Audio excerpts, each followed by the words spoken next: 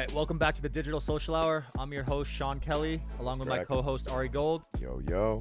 And our guest today, Zay Jones. Yo, what's up? How's it going? It's good, man. You just had a great year, man. Yeah, thank you. Appreciate it. Well, I love the energy you walked in with. I'm telling you right now. I don't know. You walked in with a chef? Yeah, I don't know what regiment this man's on. We're gonna have to find out, because when he walked in, it was just vibes. Oh, dude, straight I'm happy, vibes. bro. I'm Yeah. happy. I watched y'all stuff a little bit on Instagram, and Hell yeah.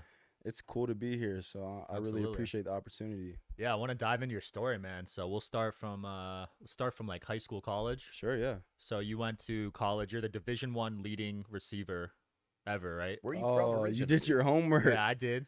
Yeah, you did.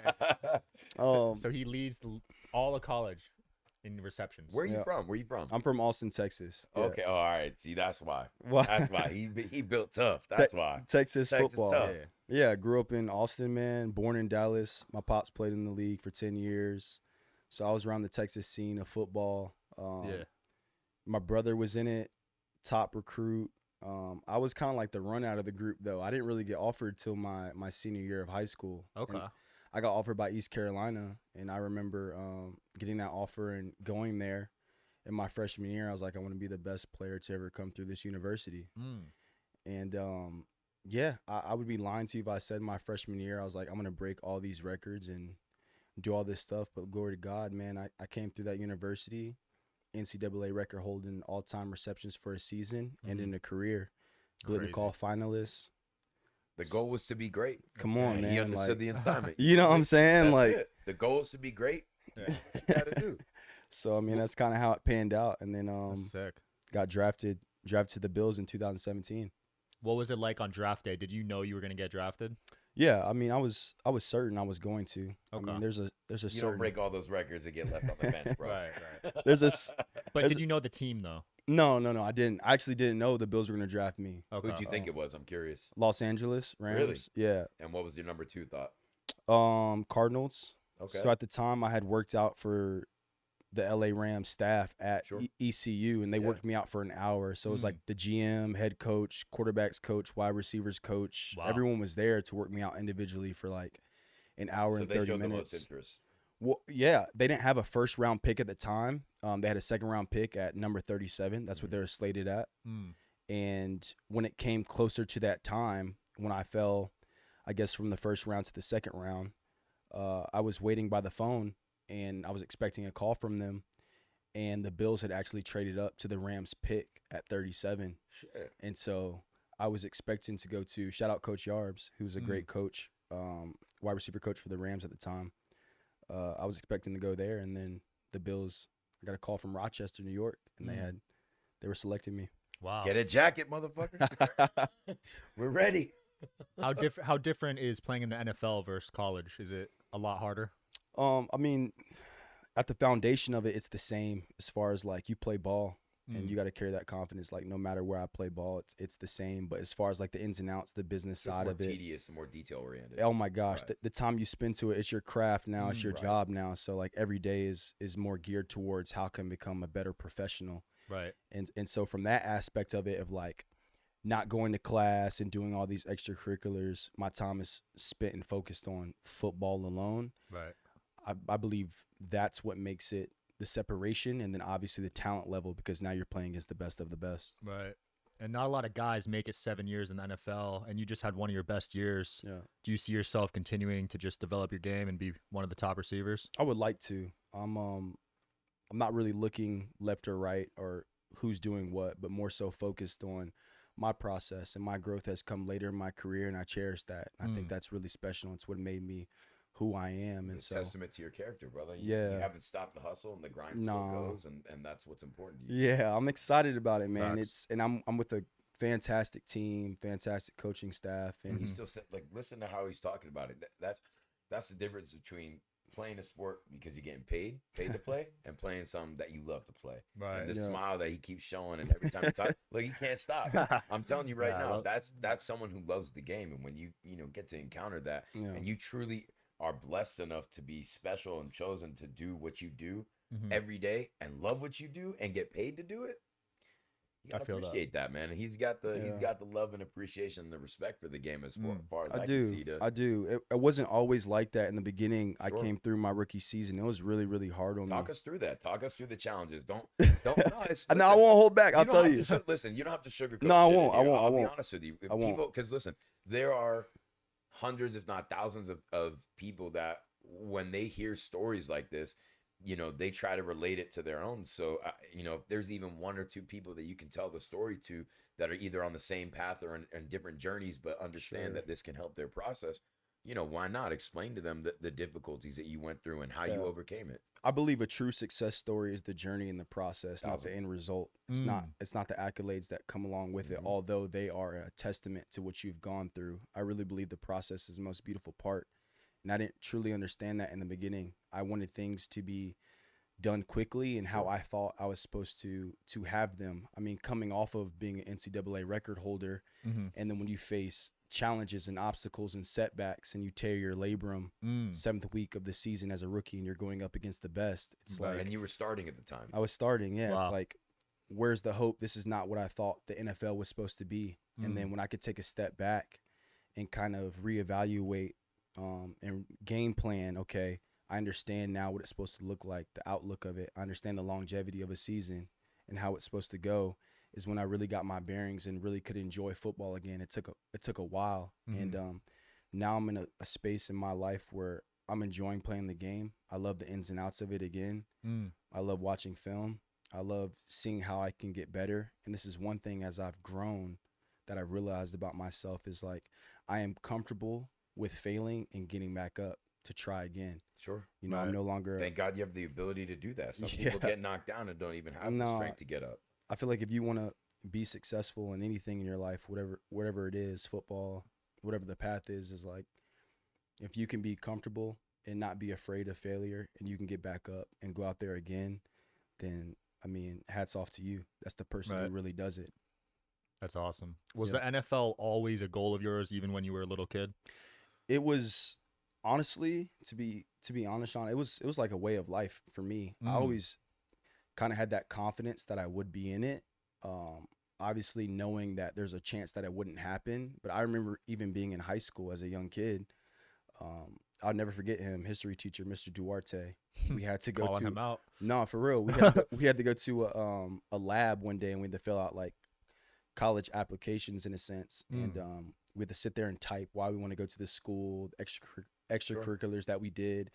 And I looked at him and I was like, I want to get a scholarship to play football. And I appreciate him for doing this. He's one of my favorite teachers. I don't even know if he'll ever hear this but he was like, okay, so teach me what that process is like. And I was like, well, I'm going to fill out these questionnaires. So basically what it is like you go on the school's websites, you put your height, your weight, your 40 time, things that you like, your position. And he was like, okay, instead of doing college applications, I will allow you to do these questionnaires for these universities, but you got to promise me that you're going to be diligent about it. You're going to be thorough, that you're going to write them all out. And I was like, yes, sir, I will. I promise. At the time, I didn't have any offers. And so my mindset was still focused on, I'm getting a scholarship to play football. That's just who I was. My dad had played in the league. My older brother had offers from everyone. And that was the path that I wanted for myself as well. And he allowed me to do that. And I filled out like 50 to 70 of them, from LSU to Baylor to Texas, Oklahoma, Oregon, Alabama, you name it. And that was just at a young age. And I ended up getting my offer. And I mean, to be here is purely by the grace of God, man, and hard work and dedication, because everything is paid off for myself. So I didn't really go the route of like your typical college application and go intern or go get a job. My first job was actually in the NFL. I want to know what it was like going from the Raiders to the Jags, because when I met you, you were on the Raiders and you seem really happy there. So what happened in between there? Okay, so I came to the Raiders in 2019. 2019. Kind of had to get my feet back under me, play with a great team there. I was really excited for the future there. I did some amazing things with that group under Gruden and Bisaccia, for those who know the coaches that were there. And I wanted to be back with the Raiders this past season. A new regime had came in under Josh McDaniels, and in that group, and I guess I just wasn't really a part of the plans that they had moving forward, which is perfectly fine, because when you get new regimes, they want their players. It's a system fit. A lot of politics. I gotta ask, did you ever get a script? I I know that's the popular question everybody really wants to know. No, I didn't get a script, man. I don't know if other guys did. I guess I'm not that high on the payroll in order to get a script. Relax. Ain't nobody saying all that. I'm just asking if you got a script. No, I didn't get a script. Blink twice.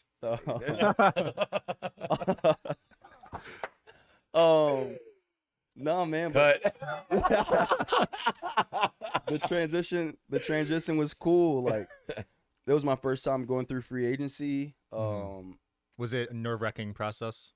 It wasn't nerve-wracking because I knew that I did everything possible in my ability to which I was given in order to prove that I should be there. Sure. And you knew you were going to go somewhere else. It was just a question of where. And, you know, at that point, you're good enough or you're more of an established player that people, regardless of if they need you or not, you can be put somewhere and be a role player instantaneously. Yeah. So that's kind of obviously that's going to have a play in your confidence in the role. But sure, I feel like if it was me, I'd be more, I wouldn't say scared, but intimidated at being traded to a team where I just either don't know anybody or don't have any vibes or just don't. So even Ari, like that was my first mindset, true impression of the league, because I was traded from Buffalo to Oakland. Okay. And I didn't know the dynamic of what I was really walking into. That's like blind. I didn't have any control over it. Right. And I wanted to be in Buffalo, but I was traded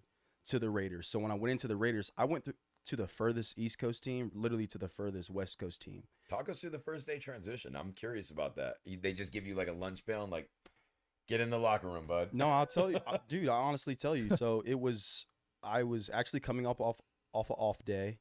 The Bills had just played the Tennessee Titans in Tennessee, and I flew back with the team, and I was in the locker room, and we did all that stuff. I flew back with the team, and I was at my house, and we are coming up on an off day, actually a bye week, and I was going to plan to go to Toronto for the weekend or for the week.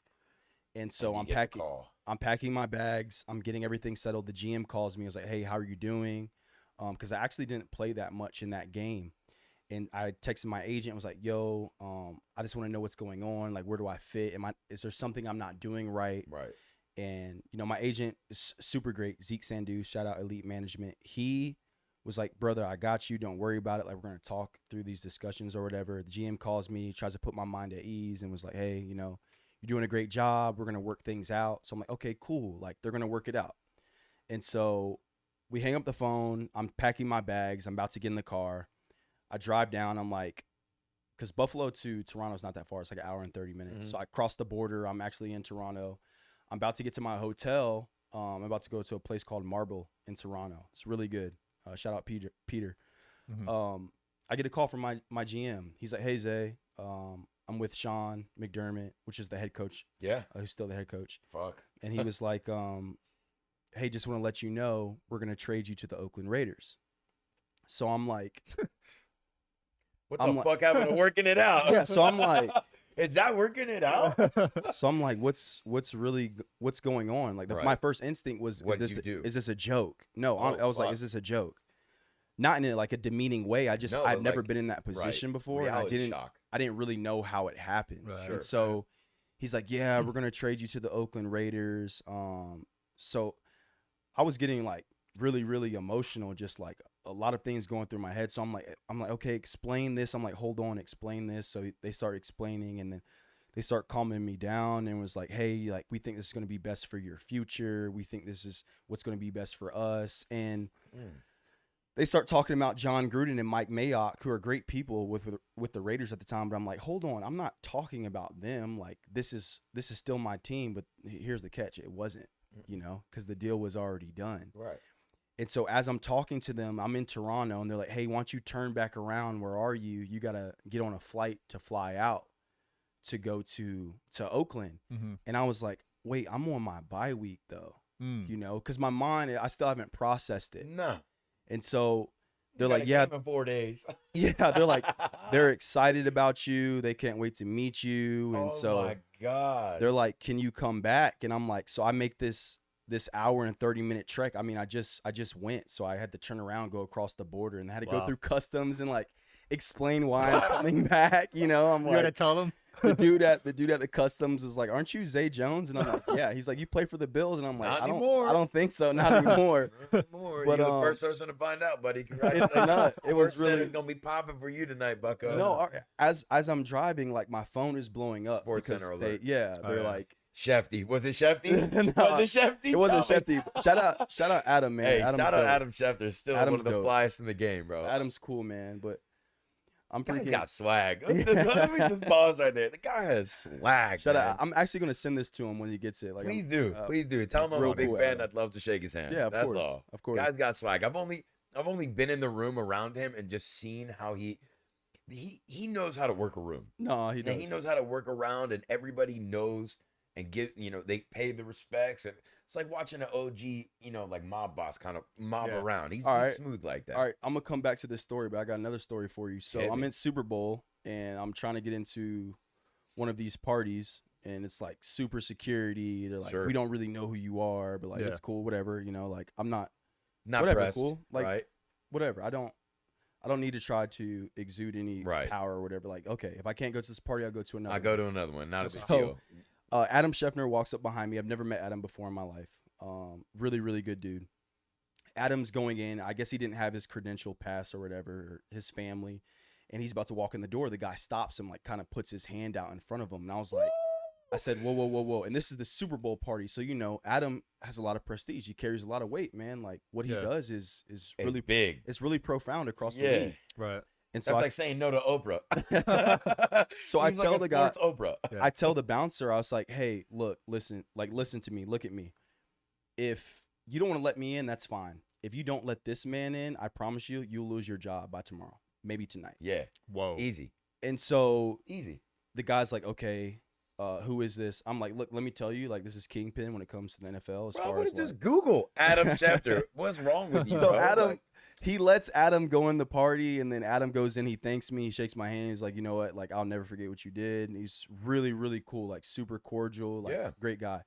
Hits me up the next day and it was like, if you ever need anything. So like, I have a lot of respect for Adam. It's, I would consider him to be a friend. I've been on his podcast as well, and I think he does a phenomenal job. That's awesome. Yeah, dude. I feel like there are far and few between when it comes to legitimate reporters and people who actually have the scoop.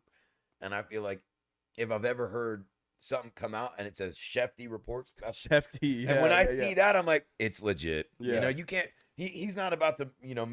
The guy is too meticulous to make a mistake like that. Yeah. So, and you have to appreciate somebody. And again, it comes back to being great at your craft. For sure. You don't end up doing this for 10, 15, 20 years if you're not the fucking best. No, you got to be the best. Absolutely. All right, I got to ask. Oh, go ahead. Okay, I was just going to come back to your point. I know I can drag things out, but so I get that call. I fly out to Oakland. So I got that call at like 10 p.m. I fly out at 6. Mm-hmm. So I pack like a little duffel, toothbrush, whatever I need, like kind of smaller things. Oh, you left all your shit in? Dude, my whole life was there. Like friends, teammates, God. home, everything. So you got the whole house. Yeah, it's just, all right, baby, here. Just leave the keys. So this is like my introduction to truly like I guess the side that most people don't. I'm not even gonna say the bad. Where did you hold on? Where the fuck did you stay? Did they give you like a? Yeah, I'm so sorry. I'm like, gonna tell you. They give you a crib. No, I'm gonna tell you. Put you in a hotel. Yeah. So I get on this flight. It's like 5-6 hours, whatever it is. I land. They pick me up immediately. They take me to the hospital because they got to do their checks. They got to make sure. They got to make sure that like the player that they're getting, everything is like a physical is in order. Yeah, your physical. So I'm in this hospital for about like 2.5 hours. Not their fault. It's just the process, bro. Like you can't really rush it. They got to check head to toe. What time is it right now? So now it's about, let's say if I flew out at 6, that puts that at 3, and then it's like a 6-hour flight. So I don't know, 7 o'clock. Like maybe like 8. Oh, okay. 8, 9. So like now I'm like. Now you're like, I'm ready to eat. Yeah, like 9 a.m. I'm like 9 a.m. West Coast time or whatever. All right. Okay. And so I go through all these checks, you know, ankles, knee, because it's a separate entity when it comes as far as like their doctors, what they've discovered, and with the bills. Yeah. Right. Okay. So I'm in there. I'm doing all that stuff. I'll never forget his name. His name is Joe. Great beard, nice guy. Wait, black so you Cadillac. had you had the Raiders physical team inside the hospital doing these checks? Yeah. So it's like their team. Oh, Yeah, you have to. It's because like if we traded for Sean and you know we're the Lakers and they're the Sun, yeah, we have to know. You're telling us one thing, but that's like, bullshit. Right. But we have to know. Right. Okay. You know. So I go through like my entire checks with them. I do all that stuff, and then they take me to the facility. So now I go to the facility. They're kind of showing me around. I'm like, oh, this is really cool. This is nice. It was a little different from what I was used to, but like this is where you're going to be. You know, the locker room. This is where you're going to be eating. These things like that. They're like, okay, let's take you upstairs. Let's meet the coaching staff. So I'm like, okay, cool. I go upstairs and meet Edgar Bennett, great wide receivers coach, Packers legend, really cool guy. We start going over the playbook immediately. So like he's introducing me to like formations. He's like, hey, this is what this means. This is about 10 a.m. right now. This is what this means. This is what this means. And like we get through an hour and a half, maybe like 2 hours of like install. And he looks at me and he's like, are you okay, man? And I said, Coach Bennett, I haven't eaten since last night. And he was like, man, let's go get you some food. I'm so sorry. Like, let's go get you.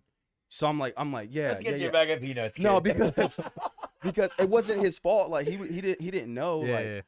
It was just like he Hey, didn't bro, I've understand been to the that. hospital all morning. Can I get a McChicken or Yeah. something, bro? Like, what's up? So he takes me downstairs. I go eat. I come back upstairs. I'm So like, you're at the Raiders facility at this yeah, point. I'm at the Raiders Okay. facility at this point. I come back upstairs. I'm ready to like continue learning, and then I hear, is that Zay Jones? And it was John Gruden. Yeah, So John Gruden bends the corner. He comes in the room, bloodshot eyes, like of course. bright red. I'm like, hey, Coach, how are you? He's like, Up all night waiting for you. fired up to meet you, man. Yep. How the hell are you? You know, Yep. so like a lot of energy from him. And I was like, are you good, Coach? Like, how you been? He's like, I'm so excited. Like, he's like, I've been watching film since 3 a.m. this morning. I promise you it's going to be amazing. We got a great system here for you. You learn these plays. You're going to meet me out on the grass and we're going to go through some calls. So I'm like, all right, cool.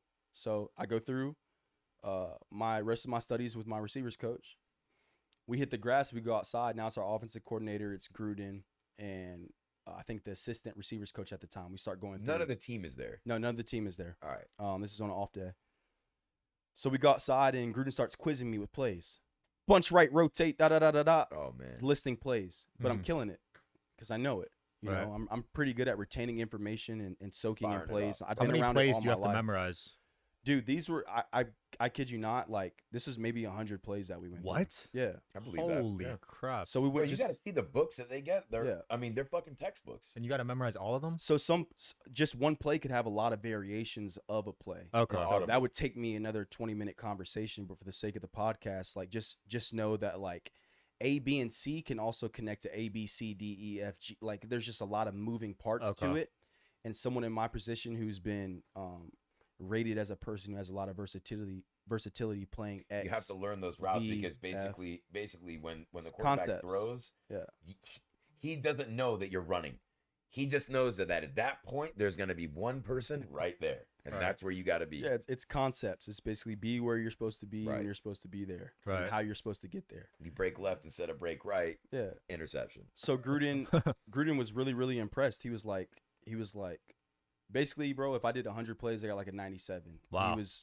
He was stunned, and it was like, you're one of the smartest guys I met. He's like, I don't know why Buffalo let you go, but like we got a game against Green Bay and Lambeau this week. We want you to play. So I'm like, okay, like 3 days to learn the playbook. I really basically. gotta get on my stuff. I did not Shit. end up playing that week, but I played the following week against Houston, and like that transition was so much because I saw the business aspect of it. I saw like personally what you have to do as a human. I say this all the time to guys coming from college. I'm like, they help you transition from college to the NFL as a football player, but you gotta have that transition as a person and as business as well. Right. Oh yeah. And so there's just that gap. Some guys have it better than others, and some guys learn. And I was feel one like who learned. It's definitely one of those things where you have to build a good team around you as well. Yeah. You know, and guys like some of the guys that I know and that I've grown up with, and it's funny to see the transition because you play football with these guys, Pop Warner, since high school, and then all of a sudden Now they're getting multi-million-dollar contracts. Nobody's really telling them what to do with any of this money, except for everybody around them that's coming out with a handout. You know? And at the end of the day, it's tough to really decipher who has your best interest for you and who can really, you know, help you grow and a lot of athletes go broke, right? Dude, I think it's like 80%. What? 80% after. Whoa. I think it's 80% after 3 years of play or something like that. That's crazy. Go broke. Some crazy statistic. Wow. Again, we have to look it up, but Sure.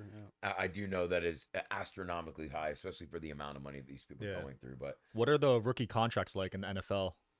It just depends on where you're drafted. Okay. I mean, we'll ask an easier one. How about this? We'll wrap up on this one. In your opinion, what has been one of the best ways that you've learned how to progress, not just yourself as a person, but as a personal brand, and how to really, I guess, block out the, we'll block out the bullshit and kind of focus on, like what you said, the gameplay, and how to really progress in life? Yeah, it's a really good question. I could attack this from multiple facets. I would say this first and foremost. The best way to brand yourself on the field is to simply play well. Right. And things come to you.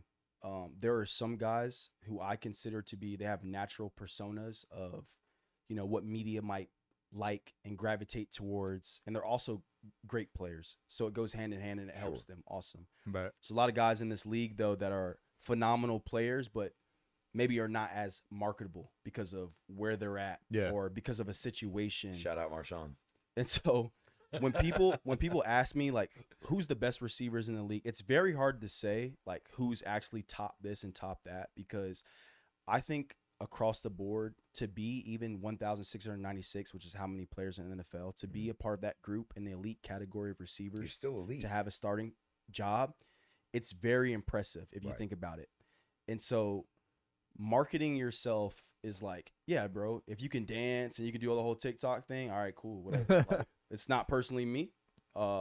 If you're a guy who is well connected and you know people and they can put your face on something, if you make a spectacular play during the right time in front of the right people, they might come at you with something. Odell. If your agency is just a freaking powerhouse and they are so well connected, they might move you into it. And so, like, what I've noticed for myself is I'd rather spend my time in my craft trying to be as best as I can, enjoying what I love to do, because I know my window of time is short. Exactly. Becoming famous to me is not the most prominent thing. I'd be lying if I said that it's not cool. Like, sure, yeah, people knowing you, but that's a great point. It's not the goal. The goal isn't to be famous. Being famous doesn't pay the fucking bills. It's not. It's to be successful and be wealthy and have a great life and have a great quality of life. Yeah, you know? Quality of life is great. I don't hate on people, or like, if you're popping in the league and your face is everywhere, good for you, because like hopefully you have great people around you that you trust and are helping you manage that, so it helps your longevity progress after football. Right. For me, like, I simply enjoy playing the game. The money is great. I'm not going to be one of those people who is like, I don't enjoy getting paid. Yes, I do. But I want to win, and I want to be like, looking back at my career, I gave it all I had, and this is what I did. And you had fucking fun doing it. And I enjoyed it. Had a blast. I mean, I could talk about different guys and stuff, but like, that's kind of just, you know, my perspective on like marketing in the game and playing. The best way to market yourself, play well. I love that. That's great, man. I think that's a great spot to end it on. Zay, tell people where they can find you. What's the best route for people to follow up on what you got going on? Yeah, I mean, it would be my Instagram at Zay, Z-A-Y. It's a fire handle. Yeah. Z-A-Y. 3 letters.